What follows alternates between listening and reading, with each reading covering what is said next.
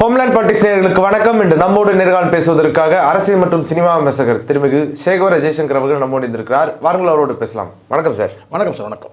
பாஜக கூட்டணியிலிருந்து அமமுகவினுடைய தலைவர் டிடிவி தினகரன் கூட்டணி விலகலை பற்றி அதிகாரப்பூர்வமாக அறிவிச்சிட்டாரு. நாங்கள் பாஜக கூட்டணியிலேருந்து வெளியேறோம் அப்படின்னு.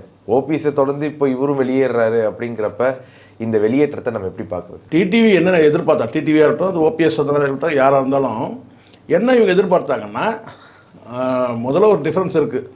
டிடிவி தனி கட்சி, ஓபிஎஸ் தனி கட்சி தொடங்கவே இல்லை. அப்போ இவங்க என்னன்னு கேட்டால், மீண்டும் அதிமுக ஐக்கியமாகறதுக்காக இந்த பஞ்சாயத்து வேலையை பிஜேபி பண்ணுவாங்கன்னு எதிர்பார்த்தாரு. இபிஎஸோட கூட்டணியில் இருக்கும்போது, கூட்டணி எப்படி இருந்தாலும் கூட்டணிக்கு இவங்க தான் முதல்ல டிக்ளேர் பண்ணது பிஜேபி தானே. அப்படி இபிஎஸ் கிட்ட பஞ்சாயத்து பண்ணி நம்மளை கொண்டு போய் சேர்த்துருவாங்கன்னு எதிர்பார்த்தா. அது நடக்கலை. இந்த நிமிஷம் வரைக்கும் நடக்கவே இல்லை. இனிமேலும் நடக்குமான்னு தெரியல. இபிஎஸ் ரொம்ப உறுதியாக இருக்கிறாரு. நான் இவங்க 3 பேரையும் உள்ளே விட மாட்டேன்றது உறுதியாக இருக்கிறார். யார் 3 பேரையுமே கேட்டால், யார் பஞ்சாயத்து பண்ணாலும் சரி, அது கூட இருக்கிற கட்சியில் இருக்கிறவங்க பஞ்சாயத்து பண்ணாலும் சரி, இல்லை பிஜேபி பஞ்சாயத்து பண்ணாலும் சரி, அமித்ஷாவே நேரடியாக பேசினால் கூட அவர் உறுதியாக இருக்கிறார். உங்களோட நாங்கள் கூட்டணியில் இருக்கிறோம், அதுக்கே நாங்கள் சில தியாகம்லாம் பண்ணுறோம், மைனாரிட்டி ஓட்டெல்லாம் நாங்கள் தியாகம் பண்ணுறோம். ஆனால் ஒருபோதும் இந்த 3 பேரை இவங்க துரோகிகள், இவங்களை நான் சேர்க்க மாட்டேன்றதுல உறுதியாக இருக்கிறார். அவர் நல்லா தெரியும், இவங்களை மறுபடியும் சேர்த்தோம்னா பழைய சொல்லுவாங்க இல்லையா, பழையபடி ஹெலிகாப்டர் வணக்கம் சொல்லணும், டயரை குனிஞ்சு கும்பிடணும். ஏன்னா இப்படி இருந்த நபர்கள் தானே, அந்த ஆளுமையை எப்படி செலுத்துவாங்க இவங்க. கட்சியில் சேர்த்தால் கூட டிடிவி என்ன சொல்லுவார், பார்த்தீங்கன்னா கடந்த காலத்தில் டிடிவி காலில் விழுந்து ஆசீர்வாதம் வாங்கின நபர்கள் தானே இவங்கெல்லாம். மறுபடியும் அவங்களை சேர்த்தோம்னா எப்படி இருந்தாலும் இவங்க பெண்ட் ஆக மாட்டாங்க, இவங்க தலைமையை கேட்டு நடக்க மாட்டாங்க, இவங்க தனியாக ஆவர்த்தனம் பண்ணுவாங்க கட்சிக்குள்ளேயே சேர்த்தால் கூட. அது உண்மையிலே உணர்ந்திருக்கிறாரு இபிஎஸ். அது யாராக இருந்தாலும் சரி, அது ஓபிஎஸ்ஸாக கூட இருக்கட்டும், டிடிவியாக இருக்கட்டும், சசிகலாவாக இருக்கட்டும், இவங்க 3 பேரும் சேர்க்கக்கூடாதுன்னா உறுதியாக இருக்கிறார்.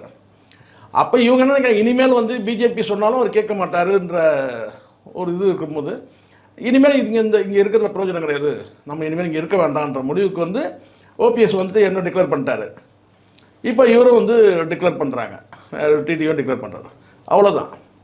சசிகலா டிக்ளேர் பண்ணால் என்ன, பண்ணலாம் என்ன. அவங்கள பொறுத்த வரைக்கும் சொல்லுவாங்க இல்லையா, இந்த சில வீடுகளில் பாட்டி இருப்பாங்க, ஒரு ஓரமாக காலை நீட்டி உட்காந்துக்கிட்டு வெத்தலை பாக்கு அடிச்சுட்டு இருப்பாங்கல்ல, அந்த மாதிரி ஆகிட்டாங்க சசிகலா. இதுதான் உண்மை. ஸோ அப்படி இருக்கும்போது இனிமேலும் நம்ம இதில் இருக்கிறது பிஜேபி இந்த கூட்டணியில், என்டிஏ கூட்டணியில் இருக்கிறதுல அர்த்தம் இல்லைன்னு சொல்லிட்டு வெளியே வந்துட்டு, அவ்வளோதான். இப்போது ஒரு பார்வை இருக்குது சார் அதிமுக மேலே. என்னென்னா, முதல்ல முக்குளத்தோர் கட்சியாக பார்க்கப்பட்ட அதிமுக, முக்குளத்தோர் பெரும்பாலும் அன்றைக்கி அதிமுகவை தான் ஆதரிச்சிட்டு இருந்தாங்க ஜெயலலிதா அம்மையார் இருந்த வரைக்கும். ஆனால் அவர் மறைந்ததுக்கு பிறகு எடப்பாடி பழனிசாமி அவர்கள் தலைமையேற்றதுக்கு பிறகு இப்போது சமீபத்தில் எப்படி பார்க்கப்படுது அப்படின்னா, ஒரு கொங்கு கட்சியாக பார்க்கப்படுது. அப்படிங்கிறப்ப ஆர்கே நகர் தேர்தலில் தினகரன் அவர்கள் வெற்றி பெற்றாரு, அதை நம்ம பார்க்க முடியுது. இப்போ கூட்டணி விட்டு வெளியே வர்றாரு அப்படின்னா, இனி வருங்காலங்களில் அதிமுகவினுடைய முக்குளத்தோர் வாக்குகள் அவருக்கு போகிறதுக்கு வாய்ப்பு இருக்குன்னு நினைக்கிறீங்களா? இல்லை, எனக்கு தெரியும் முக்குளத்தோர் வாக்குகளை இவங்ககிட்ட தான் இருக்குன்னு உறுதியாக சொல்ல முடியாது. அது கடந்த காலத்தில் உங்களுக்கு தெரியும் நினைக்கிறேன். அது யார் வேணா இருக்கட்டும், ஓபிஎஸை பொறுத்த வரைக்கும் அவருடைய வெற்றியை அவர் உறுதி பண்ணிட்டார், அவ்வளோதான். பட் இருந்தாலும் இவங்க ஒட்டுமொத்தமாக முக்குளத்தோரோட அடையாளமாக பார்க்க முடியல. காரணம் கேட்டால், நீங்கள் ஆர்கே நகரில் ஜெயித்தவர் அங்கேனா முக்குளத்தோர் வாக்கு வாங்கி ஜெயிச்சார், 20 ரூபா டோக்கன் கொடுத்து ஜெயிச்சார், எல்லாருக்கும் தெரியும் டிடிவி. அதே கோவில்பட்டியில் தோக்குறாரு அவர் மணியன்கிட்ட. ஸோ அப்படி இருக்கும்போது என் பார்வையில் நான் சொல்ல கேட்டால், இவங்க அந்த குறிப்பிட்ட சமுதாயத்தில் இவங்க செல்வாக்கு இருக்குது அப்படின்றத நம்ம அப்படி எடுத்துக்க முடியாது. இன்னொன்று வேணால் சொல்லலாம். இப்போ சில பேர் கேட்டால் 18% என்டிஏ ஓட்டு வாங்கினதில் கணிசமான முக்குளத்தோர் வாக்கு, ஆமாம் இருக்குது, உண்மை தான். அது பார்த்தா இவங்களால மட்டுமே சொல்லிட முடியாது, சரிங்களா. பிஜேபியில் எடுத்த சில நடவடிக்கைகள், தேவர் சிலைக்கு போயிட்டு அவங்க அந்த குரு பூஜையில் கலந்துக்கிட்டது, அண்ணாமலை, ஸோ இந்த மாதிரி நடவடிக்கைலாம் கூட எடுத்துக்க முடியும், சரிங்களா. அப்படினால ஒரு பெரிய வாக்கு வங்கி முக்குளத்தோர் வங்கி அது ஃபுல்லாக இவங்ககிட்ட தான் இருக்குது அப்படிலாம் சொல்ல முடியாது. ஒரு சட்டமன்ற தேர்தலில் கூட ஜெயிக்க முடியாதவர் தான் டிடிவி, அவர் நின்று. ஸோ அதனால் பெரிய இவங்களுக்கு இல்லை. ஆனால் இப்போ இவங்க என்ன நினைக்கிறாங்கன்னா, நாம் இனிமேலும் இப்படி இல்லாமல் நம்ம ஒரு வேலை டிவிகே பக்கம் போயிடலாம் அப்படின்னு ஒரு எண்ணம் கூட இருக்கலாம் ஒரு வேலை. அதுக்கான சில தூதுகள்லாம் விட்டுருக்குறாங்கன்னு கூட தகவல் இருக்குது. விஜய் தலைமையிலான டிவிக்கில் போய் இணையறதுக்கு அங்கேருந்து எந்த சமிக்கையும் வரல. இதுதான் உண்மை. சில தூதுகள் நடந்துட்டு இருக்கு. ஏன் பகிரங்கமாக அவரே சொல்றாரு, விஜய் தலைமையில் கூட்டணி அமைன்னு கூட சொல்றாரு. யார் சொல்றது? அமமுக தலைவர் வந்து டிடிவி தினகரன் சொல்றாரு. தேர்தல் நேரத்தில் விஜய் தலைமையிலான கூட்டணி அமைனா இப்போ நாங்கள் போய் கேட்டோம், இப்போ வெயிட் பண்ணுங்கன்னு சொல்லியிருக்கிறாங்க, எலெக்ஷன் நெருக்கத்தில் பார்த்துக்கலாம் சொல்லியிருக்கிறாங்கன்றது தான் அந்த அர்த்தம். விஜய் தலைமையில் வந்து தேர்தல் நெருக்கத்தில் வந்து கூட்டணி அமையும் அதை விஜய் சொல்லணும் இல்லையா? விஜய் சார்ந்தவங்க கூட யாராவது சொல்லலாம். அதை டிடிவி சொல்கிறாருன்னு சொன்னால், அமமுக தலைமையில் கூட்டணி அமையன்னு சொல்லி சொன்னார்னா அது டிடிவி சொல்ல முடியும். விஜய் தலைமையில் வந்து கூட்டணி அமையன்னா அப்போ ஏதோ இவர் கேட்டிருக்கிறாரு, அங்கே நீங்கள் வெயிட் பண்ணுங்கன்னு சொல்லியிருக்கிறாங்கன்னு பொருள் ஆகிடுது இல்லை? அப்படிதானே இருக்குது. ஸோ அதுதான் உண்மை. ஆனால் தாவேக்கா பக்கம் அவங்க போகிறாங்க அப்படின்னா தாவேக்காவினுடைய வெற்றிக்கு ஏதாவது வழிவகுக்கிறதுக்கு ஏதாவது சார், முதல்ல இவங்க வந்து அதிமுகவின் நேரடியாக சொல்கிறேன், அதிமுகவால் அனாதையாக்கப்பட்டவர்கள் தான். அதிமுக என்ற கட்சியை இழந்து ஆதரவை இழந்து அனாதையாக தான் இருக்கிறாங்க. 2 பேருமே வந்து சொல்ல முடியும், 3 பேர் கூட சொல்ல முடியும். ஸோ அதிமுகவின் அனாதைகள் அப்படின்னு 3 பேரும் சொல்ல முடியும். நீங்கள் அமமுகன்னு கட்சி வச்சுக்கிட்டா கூட நீங்கள் இன்னும் வந்து இபிஎஸ் தான் தொங்கிட்டு இருக்கீங்க. சரிங்களா? தனிப்பெரும் கட்சி பெரிய செல்வாக்கெல்லாம் பேரளவில் அற்ற பேர் ஒரு கட்சி, அவ்வளோதான். அதிமுகவின் என்ன சொல்ல கேட்டால் அதிகாரப்பூர்வ அனாதைகள் யார்? 3 பேருமே, ஓபிஎஸும் சரி, டிடிவியும் சரி, சசிகலாவும். இப்போ இவங்களுக்கு வந்து யார் ஆதரவு அளிக்கிறது? அனாதையாட்டால் யாராவது வந்து ஆதரவு அளிக்கணும் இல்லையா? ஏதாவது ஒரு அனாதை ஆசிரமம் தான் ஆதரவு அளிக்கணும். இவங்க ஒன்றா ஜெயிக்க முடியும் விஜய் ஆதரவில். யார்? ஓபிஎஸ் ஜெயிக்கலாம். ஓபிஎஸ் இண்டிபெண்டாக என்னாலும் ஜெயிப்பார். ஆனால் கூடுதலாக ஒரு 5 சீட்டு கிடைக்கும். அவர் அணியோடு போனால், இணைஞ்சிட்டாங்கன்னா பிரச்சனையே கிடையாது. இணையாமல் ஒரு அணியாக போனாங்கன்னா ஒரு 5 சீட்டு வாங்கலாம். அந்த 5 சீட்டு ஜெயிக்கலாம். யார்? ஓபிஎஸ். தென் மாவட்டங்களில் ஏதோ ஒரு குறிப்பிட்ட தொகுதியில், அதே மாதிரி டிடிவி கூட ஒரு 10 தொகுதி வாங்கலாம், ஒரு 5 தொகுதி வாங்கலாம், ஜெயிக்கலாம். ஆனால் இதனால் வந்து பார்த்திங்கன்னா இவங்களால் டிவிக்காக்கு என்ன பலன்? அதுதான் இங்கே முக்கியமானது.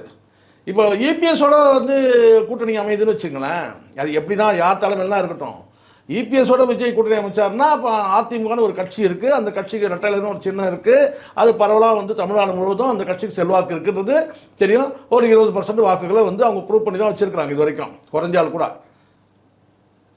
இவங்களை சேர்க்கறதால வந்து டிவிகேக்கு என்ன பலன்?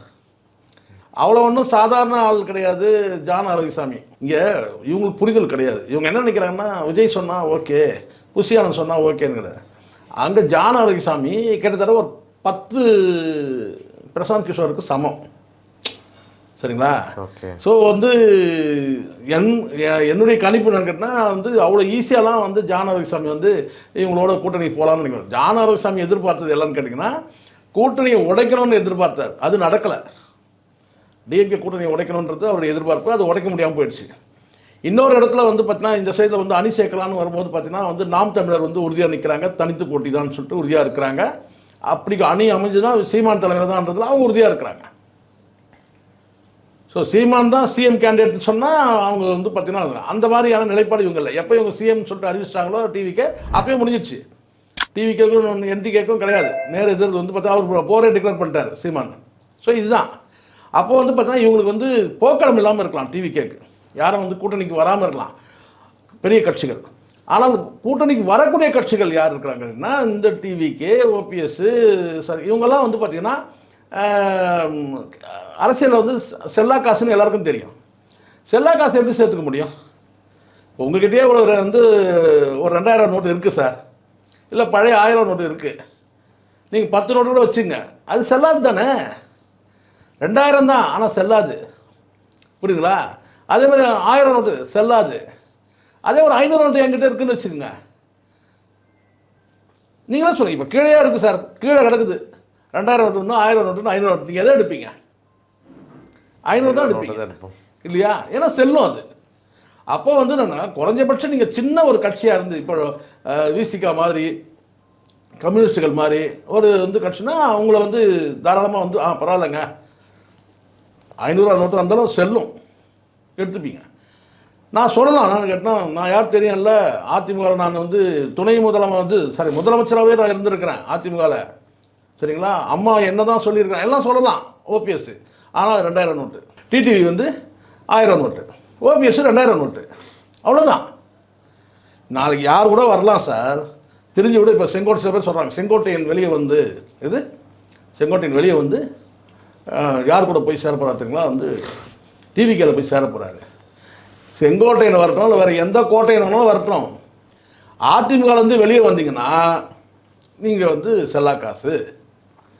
நீங்கள் முன்னாள் அமைச்சர் பேனர் இருக்கலாம், ஒரு 1000 கோடி கூட உங்கள் கையில் இருக்கலாம். என்ன சார் அதிமுக இருந்தாலும் பிரச்சனை, இல்லைனாலும் சார் பிரச்சனை இருந்தாலும் சார் இன்னைக்கு வந்து எப்படி இருந்தாலும் அந்த கட்சி ஒவ்வொரு கட்சிக்கும் ஒரு ஸ்டைல் இருக்குது சார். ஒரு கட்சிக்கு வந்து கட்சியோட தலைமைக்கு வந்து பார்த்தீங்கன்னா வந்து ஒபீடியண்ட்டாக இருக்கிறவங்க தான் அந்த கட்சியில் இருக்கணும். கடந்த காலத்தில் ஜெயலலிதாவும் அதை தானே பண்ணாங்க, எம்ஜிஆரும் கிட்டத்தட்ட அப்படி தானே. பேரளவு சொல்லிக்கலாம் நீங்கள் ஜனநாயகவாதின்னு சொல்லிட்டு, இவங்கெல்லாம் சர்வாதிகாரிங்க தான், சர்வாதிகார தலைமை தான். அது எம்ஜிஆர் ஆகட்டும், ஜெயலலிதா ஆகட்டும், இன்றைக்கி இருக்கிற யூபிஎஸ்ஸாக இருக்கட்டும், தலைமைக்கு பெண்டாகி கட்டுப்பட்டு நீங்கள் போகணும், அவ்வளோதான். அந்த தலைமை யாரோட பங்களிப்பு இருக்குது? அது வந்து பார்த்திங்கன்னா வந்து மத்திய பாஜகவில் வந்து அவங்களுடைய ஆட்டத்துக்கு ஆடுறாங்க சேர்ந்து கூட சொல்லலாம். இதே ஜெயலலிதா வந்து பார்த்திங்கன்னா கூட்டணி போனால் சொன்னால் யாராவது ஒரு மறுத்து பேசுவீங்களா? பேச மாட்டீங்கல்ல. அதே தான் இங்கேயும் ஜெயலலிதா கிட்டே எப்படி இருந்தீங்களா அப்படி தான் வந்து இபிஎஸ் கிட்டே இருக்கணும், அவ்வளோதான். இபிஎஸ் எடுக்கிறது தான் முடிவு. சும்மா சொல்லிப்பாங்க சார், கட்சியோட பொதுக்குழு செயற்குழுன்னு சொல்லிட்டு எல்லாம் சொல்லிப்பாங்க. கட்சி வந்து சர்வாதிகார கட்சி தான். ஆனால் வந்து செங்கோட்டையன் வந்து என்ன செஞ்சிருவாரு நான் கேட்குறேன். செங்கோட்டையனால என்ன கேட்டா அவர் தொகுதி உள்ளுக்குள்ளேயே 2 பேருக்கு பிளவு ஏற்பட்டுச்சுன்னா என்ன பண்ணுவீங்க? யார் 2 பேருக்கும்? செங்கோட்டையன் கட்சி விட்டு வெளியேறாம 2 அணிகளாக பிரிஞ்சிச்சுன்னா 2 அணி பிரியத்துக்கு வாய்ப்பே கிடையாது சார். அணி பிரிந்தா ஓபிஎஸ். நான் கேட்குறேன், ஓபிஎஸ் எவ்வளோ சார்? ஓபிஎஸ் நீங்கள் சொல்லலாம் கட்சியில் சீனியர்னு சொல்லலாம்னு கேட்டால் உங்களுக்கு வேணால் சொல்லலாம். பிரமிப்பாக இன்றைக்கி பேசக்கூடிய இந்த பல கருத்து கணிப்பாளர்கள் இவங்கெல்லாம் இருக்காங்க, இந்த ஊடகங்கள்லாம். செங்கோட்டையன் யார் தெரியுமா? செங்கோட்டையன் யார் தெரியுமா? செங்கோட்டையனோட தாத்தா ஒருத்தர் இருக்கிறாரு, முத்துசாமி. செங்கோட்டையனுக்கும் சீனியர் அவர் முத்துசாமி. இன்றைக்கி டிஎம்கேல தான் இருக்கிறார் அவர். சொல்லலாம் சார். இப்போ ஜெயலலிதாவுக்கு வந்து தயாரிக்கப்பட்டவர் வந்து கொண்டு வரப்பட்டவர் இந்த செங்கோட்டையன். எம்ஜிஆரால் கொண்டு வரப்பட்டவர் யார்? முத்துசாமி. சட்டசபையில் கலாட்டா பண்ணி தூக்கி இந்த பட்ஜெட் உரையை தூக்கி அடித்து கலைஞர் முகத்தில் போய் விழுந்து கண்ணாடி கீழ் விழுந்து இதெல்லாம் நடந்துச்சு. அன்னைக்குள்ள செங்கோட்டையன் வேறு சார். இன்னைக்குள்ள இருக்கட்டும், உங்கள் தொகுதியில் வந்து நீங்கள் செல்வாக்கானவராக நபராக இருக்கலாம். இப்போ எப்படி ஓபிஎஸ் எப்படி அப்படி தான், அவ்வளோதானே. தவிர அதை தாண்டி உங்களுக்கு வந்து கேட்டால் கட்சி வந்து பார்த்தீங்கன்னா வந்து நீ உங்கள் கையில் எதாவது இருக்கா? கட்சியில் எதாவது வந்து சட்டப்பூர்வமாக கட்சி இன்றைக்கி யார்கிட்ட இருக்குது? இபிஎஸ் கிட்ட தான் இருக்குது. இபிஎஸோட நடவடிக்கை பிடிக்கலன்னு சொன்னால் ஒன்று நீங்கள் வெளியே வந்துடணும், அவ்வளோதான். வெளியே வந்து உங்களுக்கு கூட வெளியே வரும்போது பார்த்தீங்கன்னா வந்து இப்போ நான் கேட்குறேன் வந்து செப்டம்பர் 5ஆம் தேதி தான் நல்ல நாளாக அது. மனம் திறக்கிறது எப்போ நான் திறக்கலாமே. ஸோ இங்கே என்ன சொல்லலாம் என்னென்னு கேட்டால் வந்து சில கழகத்தை விளைவிக்கலாம், ஒரு என்ன சொன்ன நீயா நான்ற அந்த வந்து அந்த சர்ச்சைகள்லாம் உருவாக்கலாம். ஆனால் எப்படி இருந்தாலும் சார் சசிகலா விட வந்து செல்வாக்கு மிகுந்தவங்களாரு சார். இந்த சசிகலா காலில் விழுந்தவர் தானே செங்கோட்டையன். சசிகலாவே இன்றைக்கி வந்து இல்லைல்ல. இப்போ எல்லாரும் அதை புரிஞ்சிக்கல. இந்த செங்கோட்டையன் சசிகலா காலில் விழுந்தவர் தானே. அந்த சசிகலாவே இன்றைக்கி வந்து பார்த்தீங்கன்னா நோவர் பண்ணிட்டாங்க சார்.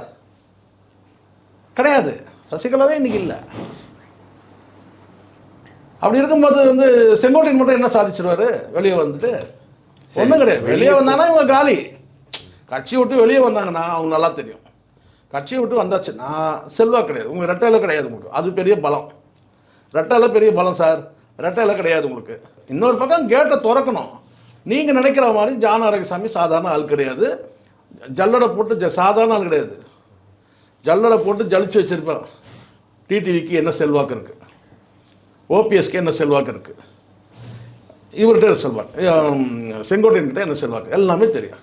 அப்படி தெரியாதா? இபிஎஸோட பலன்னு தெரியாதா? அதிமுக கட்சி இருக்குது, இப்போ வந்து சின்னம் இருக்குது, ரெட்டையில சின்னம் இருக்குது. அதுதான் மிகப்பெரிய பலம். அப்போ வந்து இப்போ இந்த சூழ்நிலை உங்களை சேர்த்து வச்சு நாளைக்கு வந்து இப்போ சேர்க்கறதுனால வந்து இபிஎஸ் நேருக்கு நேர் பகைமைப்படுற மாதிரி ஆகிடும்ல. இப்போ இது வரைக்கும் நேருக்கு நேர் பகைமை பண்ணவே இல்லை யார்? விஜய். இப்போ இந்த 3 நபரில் யாராவது ஒருத்தரை சேர்த்துக்கிட்டால் கூட டிடிவியோட வந்து பார்த்தோன்னா அந்த உறவு வந்து டெமாலிஷ் ஆகிடும், உடஞ்சி போயிடும், அவ்வளோதான். இனி வந்து டிடிவிக்கு உங்களுக்கு ஒட்டு இல்லை உறவு இல்லைன்னு ஆகிடும். இப்போ இன்றைக்கி வரைக்கும் ஒரு துண்டு போட்டு தான் வச்சுருக்குறாங்க.